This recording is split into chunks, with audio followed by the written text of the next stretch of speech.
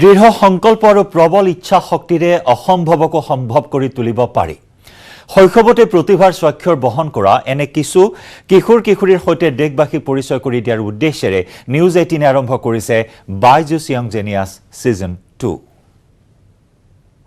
नमस्कार, मैं हूं आनंद नरसिम्हन, जीनियसेस के इस सफर में आपका साथी और सूत्रधार।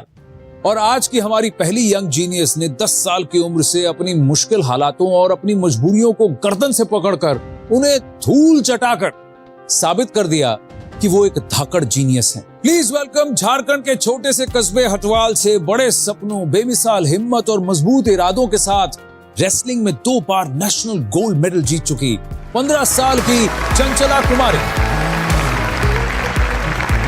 प्लीज वेलकम कॉमनवेल्थ गेम्स में पहली बार वुमेन्स रेसलिंग के लिए इंडिया को गोल्ड मेडल जिताने वाली और ओलंपिक्स के लिए क्वालिफाई करने वाली भारत की पहली महिला wrestler, the one and only Geeta Phogat. नमस्ते। नमस्कार। आइए बैठिए। मैं जब कैंप में थी तो मैंने चंचला को ट्रेनिंग करते हुए वाकई में देखा है एंड इतनी कम उम्र में जिस तरह से वो ट्रेनिंग करी, जिस तरह से इसकी ट्रेनिंग की स्किल है, टेक्निक्स हैं और जिस तरह से इसके मूव मैट के ऊपर है, तो बिल्कुल आने वाले टाइम में चंचला एक देश का हीरा है। मैं ये कहूंगी अभी भी हीरा है। कैसी लग रही है ये एब्स्ट्रैक्ट पेंटिंग्स? ये इसे टूकन कहा जाता है। जो चित्रकार हैं, जो पेंटर हैं, 2 साल की उम्र में किया है इन्होंने। गजब के हैं ये। ग्लोबल चाइल्ड प्रोडिजी अवार्ड जीत चुके हैं पुणे के रहने वाले अद्वैत कोलरकर।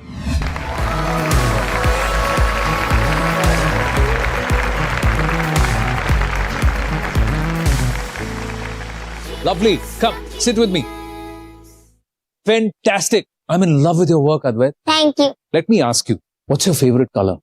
My favorite color is black. Why do you like black so much? I like black because black is so strong and bold, it can cover up all the color.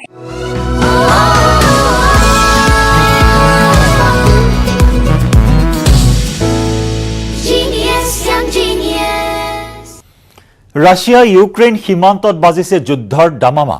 আৰম্ভ হৈছে গুলীচালনা আৰু আক্ৰমণ।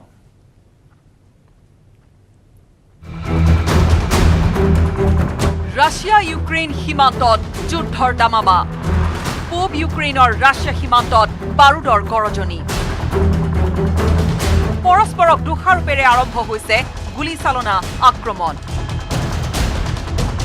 ৰাছিয়াপন্থী সশস্ত্ৰ বাহিনীয়ে দখল কৰা পূব ইউক্ৰেইনত কেইবাদিনৰে পৰা দেখা গৈছে পূৰ্ণ সামৰিক কুচকাৱাজ। তিনিওফালৰে পৰা ৰাছিয়াৰ সেনা বাহিনীয়ে ঘেৰি ধৰি আছে ইউক্ৰেইনৰ পূব সীমান্ত। ৱাশ্বিংটনে প্ৰকাশ কৰা মতে ইউক্ৰেইনৰ সীমান্তত বাহৰ পাতিছে 1,50,000 ৰাছিয়ান সেনাই। শেহতীয়াকৈ কিভ বাহিনীৰ বাৰুদৰ আক্ৰমণত পূব ইউক্ৰেইনৰ 2জন সাধাৰণ লোক নিহত হোৱাৰ অভিযোগ আনিছে ৰাছিয়াৰ সাহায্যপুষ্ট বিদ্ৰোহী বাহিনীয়ে। আনহাতে ৰাছিয়াৰ অপ্ৰৰোচিত বাৰুদ আক্ৰমণৰ অভিযোগ আনিছে ইউক্ৰেইনেও। এনে পৰিস্থিতিত যিকোনো মুহূৰ্ততে ৰাছিয়াই আক্ৰমণ কৰিব পাৰে বুলি ইউক্ৰেইনক আমেৰিকাই সকীয়াই দিছে। পূব ইউক্ৰেইনত হোৱা যুদ্ধ সদৃশ পৰিস্থিতিত দেশখনত থকা ভাৰতীয়সকলক সাময়িকভাৱে ঘূৰি আহিবলৈ আহ্বান জনাইছে ভাৰতীয় দূতাবাসে। অৱশ্যে ৰাছিয়াই চুবুৰীয়া ৰাষ্ট্ৰখনত আক্ৰমণ চলোৱাৰ কোনো অভিপ্ৰায় নাই বুলিও প্ৰকাশ কৰি আহিছে। তাৰ বিপৰীতে নেটো মিত্ৰ শক্তিত ইউক্ৰেইনক সদস্য বহিৰ্ভূত কৰা কোল্ড ৱাৰৰ পিছৰে পৰা পূব ইউৰোপত মোতায়েন হৈ থকা পশ্চিমীয়া বাহিনীক আঁতৰোৱাৰ দাবীত অটল হৈ আছে মস্কো। আনহাতে ক্ৰমে বাৰুদৰ গৰ্জনে চানি ধৰা পূব ইউক্ৰেইনৰ পৰিস্থিতিয়ে সমগ্ৰ বিশ্বতে যুদ্ধৰ সম্ভাৱনীয়তাৰ বাতৰিকে বিয়পাইছে। এনে পৰিস্থিতিত যিকোনো কাৰণতে ৰাছিয়াৰ ইউক্ৰেইন আক্ৰমণ ৰোধ কৰিবলৈ চেষ্টা চলাইছে ফ্ৰান্সে। যুদ্ধ ৰোধ কৰিবলৈ সন্মুখৰ পৰা নেতৃত্ব দি ৰাছিয়াৰ ৰাষ্ট্ৰপতি ভ্লাদিমিৰ পুটিনৰ সৈতে আলোচনাত বহে ফ্ৰান্সৰ ৰাষ্ট্ৰপতি ইমানুৱেল মেক্ৰন। দেওবাৰে দুবাৰকৈ আলোচনাত মিলিত হৈ পুটিনক চৰ্ত সাপেক্ষে আমেৰিকাৰ ৰাষ্ট্ৰপতি জো বাইডেনৰ সৈতে আলোচনাত বহিবলৈ সৈমান কৰে। ইপিনে ৰাছিয়াই ইউক্ৰেইনত আগ্ৰাসন নচলালেহে জো বাইডেনে ভ্লাদিমিৰ পুটিনক সাক্ষাৎ কৰিব বুলি জনাইছে ৱাশ্বিংটনে। শীঘ্ৰে 2 ৰাষ্ট্ৰনেতাৰ সাক্ষাতৰ সময় নিৰ্ধাৰণ কৰা হ'ব।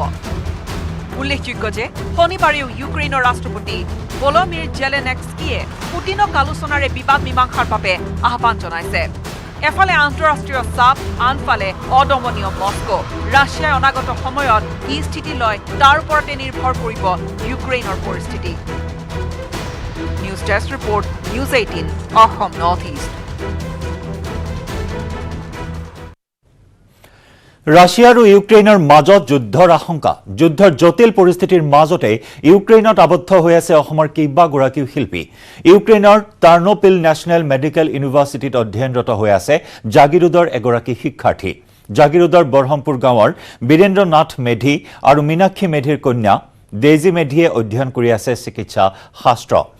যুদ্ধৰ দামামাৰ মাজত ইউক্ৰেইনত আবদ্ধ হৈ থকা কন্যাক লৈ চিন্তিত হৈছে অভিভাৱক তথা পৰিয়ালৰ লোকসকল।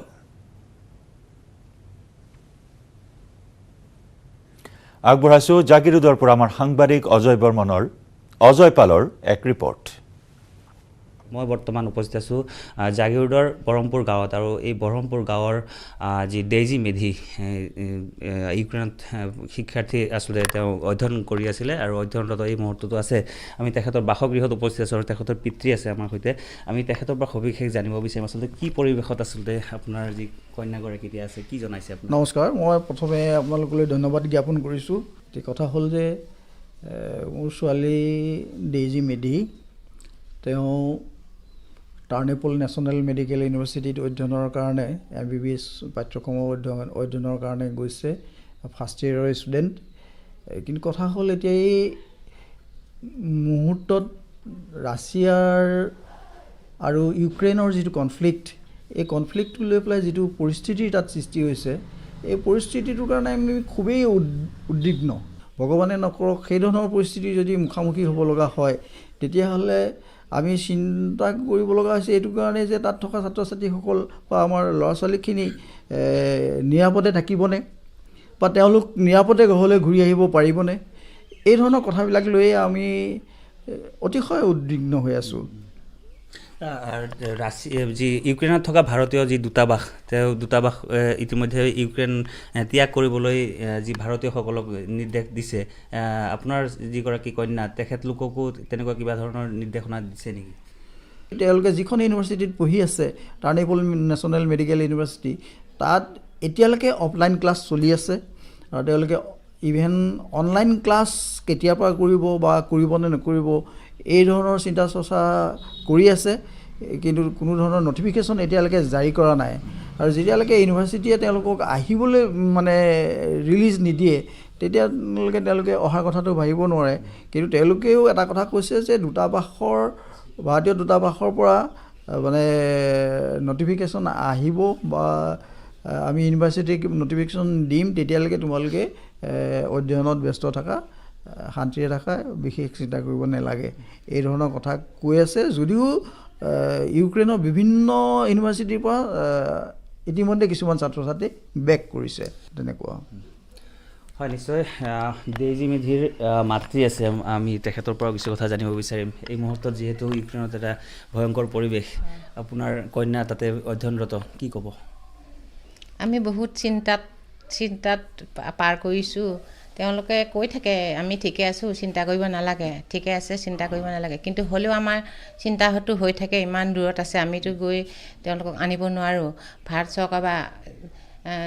চৰকাৰ বা অসম চৰকাৰেহে সেইবোৰ যোগাযোগ কৰিব পাৰিব তেওঁলোকৰ লগত। আমিতো জটিল পৰিস্থিতিত আমিতো একো যোগাযোগ কৰিব নোৱাৰিম তেওঁলোকক। সেইকাৰণে মই ভাৰত চৰকাৰ বা অসমৰ মাননীয় মুখ্যমন্ত্ৰী ডাঙৰীয়ালৈ অনুৰোধ কৰিছোঁ, তেওঁলোকে যাতে আমাৰ এই ছাত্ৰ ছাত্ৰীসকলক, অসমৰ ছাত্ৰ ছাত্ৰীসকলক সুকলমে যাতে অসমলৈ ঘূৰাই আনে, তাৰ বাবে মই মাননীয় মুখ্যমন্ত্ৰী ডাঙৰীয়াক অনুৰোধ জনাইছোঁ।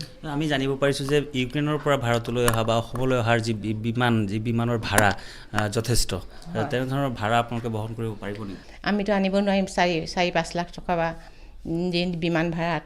সেইকাৰণে চৰকাৰক কৈছোঁ, আপোনালোকে যাতে আমাৰ এই ছাত্ৰ ছাত্ৰীসকল বা ল'ৰা ছোৱালীবিলাকক যাতে সুকলমে আমাক আনি দিয়ে, এয়াই মই মাননীয় মুখ্যমন্ত্ৰী ডাঙৰীয়ালৈ অনুৰোধ জনাইছোঁ।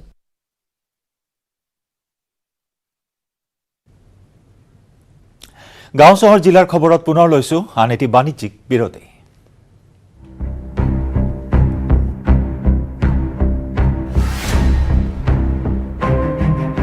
क्या आप मानते हैं कि मुसलमान लड़कियों के लिए ये हिजाब का मुद्दा जायज़ मुद्दा है। मेरा व्यक्तिगत मानना है जी कि स्कूल के ड्रेस कोड को सभी धर्म के लोगों ने अपनाना चाहिए। डिलिमिटेशन समाप्त होने के बाद जो 6-8 माह का वाजिब समय होगा उसमें हम जरूर चुनाव करा लेंगे। बड़े राज्य में चुनाव अभी कलकत्ते में हुआ जी, जहाँ 0 सीटें आई। तो आप कह रहे हैं 0 सीट है। ऐसा मैं नहीं कहता। उत्तर प्रदेश में बहुत बड़े बहुमत के साथ भारतीय जनता पार्टी की सरकार बनने जा रही है।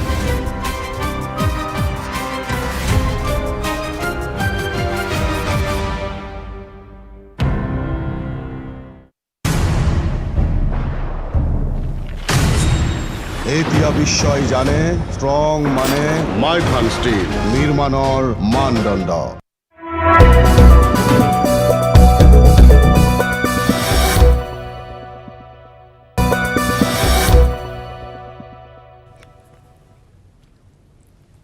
যুদ্ধৰ আশংকাৰ মাজতে ইউক্ৰেইনৰ পৰা গোলাঘাটৰ ঘৰলৈ উভতি আহিল বিনায়ক শৰ্মা নামৰ এজন ছাত্ৰ। চাৰ্নিভিচৰ বুকোভিনিয়ান ষ্টেট মেডিকেল ইউনিভাৰ্চিটিৰ দ্বিতীয় বৰ্ষৰ MBBSৰ ছাত্ৰ বিনায়ক শৰ্মা। ভাৰতীয় দূতাবাসৰ নিৰ্দেশ মৰ্মে ঘৰলৈ উভতি আহিল বিনায়ক শৰ্মা।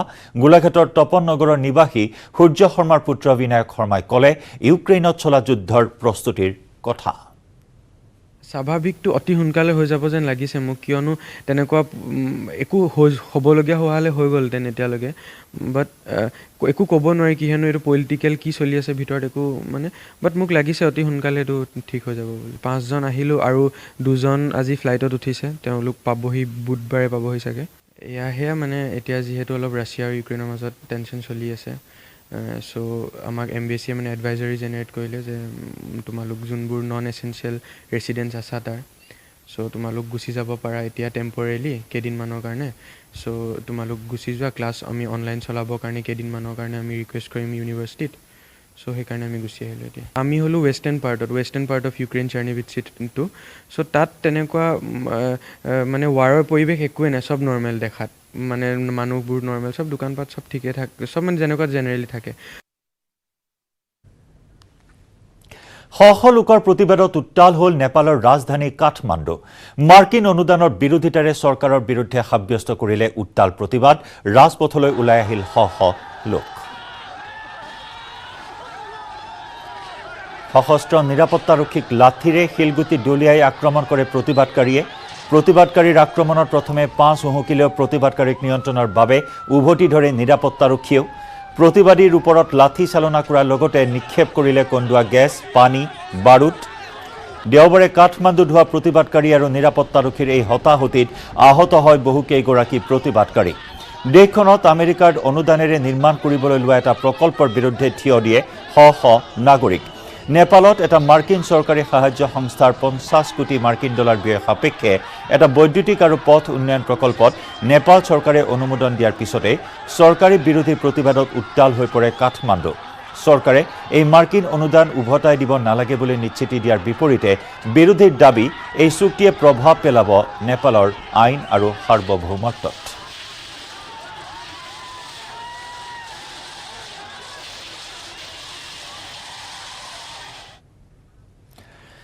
কৰোনাৰ সংহাৰত দেশত বহু ঘৰত জ্বলা নাই চৌকা, খুটকণ এটা খাবলৈ পোৱা নাই বহুতেই। ধনৰ অভাৱত নিথৰুৱা হৈছে বহুজন। চৰকাৰৰ লগতে তেনে বহু লোকক সহায়ৰ হাত আগবঢ়াইছে বহু সংগঠনে। মুহিমৰ একাংশ চাফাই কৰ্মচাৰীয়ে পোৱা সাহায্য আদৰ্শ হৈ উঠিছে দেশবাসীৰ বাবে। আৰু তেনে চাফাই কৰ্মীৰ পৰিৱৰ্তিত জীৱনৰ আধাৰত আমি আগবঢ়াইছোঁ মিছন পানীৰ এক ৰিপৰ্ট।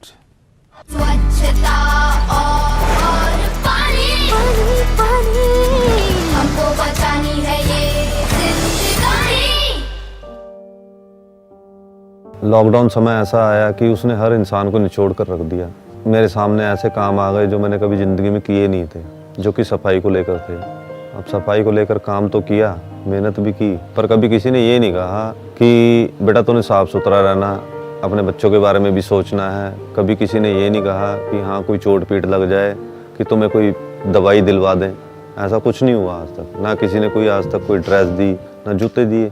इस काम से निकलकर मेरी मुलाकात राशिद अंसारी से हुई जिससे मैं वर्ल्ड टॉयलेट कॉलेज से जुड़ा। विकास जब यहाँ ट्रेनिंग लेने आए थे तब वो कोविड के बाद बिल्कुल बेकार हो चुके थे, उन्हें कहीं काम नहीं मिल रहा था, वो सैनिटेशन के काम से जुड़े हुए थे।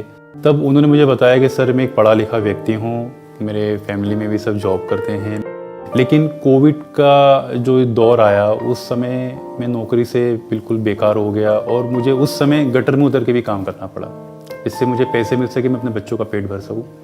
तो बोले सर मुझे आपके ट्रेनिंग प्रोग्राम के बारे में पता चला है, अगर कोई मेरे लिए बेहतर विकल्प है यहाँ पे जॉब का तो प्लीज़ आप मुझे इसके लिए बताइएगा, कांटेक्ट करिएगा। तो हमने उनसे कहा कि पहले आप ट्रेनिंग लीजिए, अपने आप को तैयार कीजिए। हमने उनको यहाँ पे ट्रेनिंग दिया, तैयार किया और हरी भरी पटियाला वेस्ट मैनेजमेंट जो इस प्रोग्राम में पार्टनर है, आज वो व्यक्ति एक वार्ड का सुपरवाइज़र है, सारी सफाई का काम देखता है। आज उसको म्यूनिसिपल काउंसिलर, म्यूनिसिपल कॉर्पोरेशन के लोग सब उसको जानते हैं, तो उसके लिए एक बहुत सम्मान की बात है। तो मुझे ये बात है कि अच्छी लगी कि हम हाउसकीपिंग के अलावा भी और भी ऐसे सेक्टर सैनिटेशन में खुल रहे हैं उनके लिए, जहाँ पे अपने आप को ले जाके एक बेहतर विकल्प पा सकते हैं जॉब का। स्वच्छता और पानी पानी हमको बचानी है ये जिंदगानी। মহানগৰীৰ পৰা এজনক অপহৰণ কৰি 20 লাখ টকা লুট। সঞ্জয় বিশ্বাস নামৰ লোকজনৰ পৰা লুটি নিলে 20 লাখ টকা। মূৰত পিস্তল থৈ লোকজনৰ পৰা লুটি নিলে বৃহৎ পৰিমাণৰ এই ধনৰাশি। ৰড ক্ৰয়ৰ বাবে শিলচৰৰ পৰা গুৱাহাটীলৈ আহিছিল লোকজন। প্ৰায় 30 টন ৰড ক্ৰয়ৰ বাবে গুৱাহাটীলৈ আহিছিল এই লোকজন। জীৱন আৰু সাকিব নামৰ দুটা প্ৰবঞ্চকে লুটিলে 20 লাখ টকা। লোকজনক প্ৰথমে মঙ্গলদৈলৈ অপহৰণ কৰি লৈ যায় দুই দুৰ্বৃত্তই। মঙ্গলদৈৰ চৰকাৰ চকত কাঢ়ি নিলে 20 লাখ টকা। रोडर दाम कम कर दियार आश्वास दिছিল दुई प्रबंचके।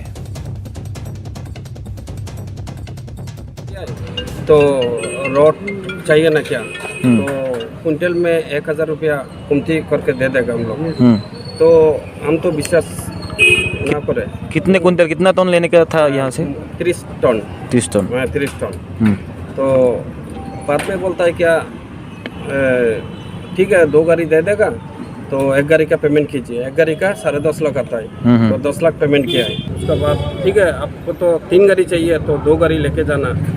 तो हम तो शिलचर में चला गया, तो हम बोला ठीक है 10 लाख रुपया जो लिया है वो रिटर्न कर दीजिए, हमको रॉड नहीं चाहिए। बोलता है नहीं, पूछे दिया है तो रिटर्न नहीं होगा। हाँ रिटर्न नहीं होगा, आप और भी ले सकता है। तो हम शिलचर में चला गया, बाद में क्या इधर उधर करके हम फिर 10 लाख रुपया। और यारे सैते समय हल आजिर गाँव चहर जिलार खबৰৰ পৰা বিদায় লোৱাৰ। নমস্কাৰ। এতিয়া বিশ্বই জানে ষ্ট্ৰং মানে মাইথান ষ্টীল নিৰ্মাণৰ মানদণ্ড।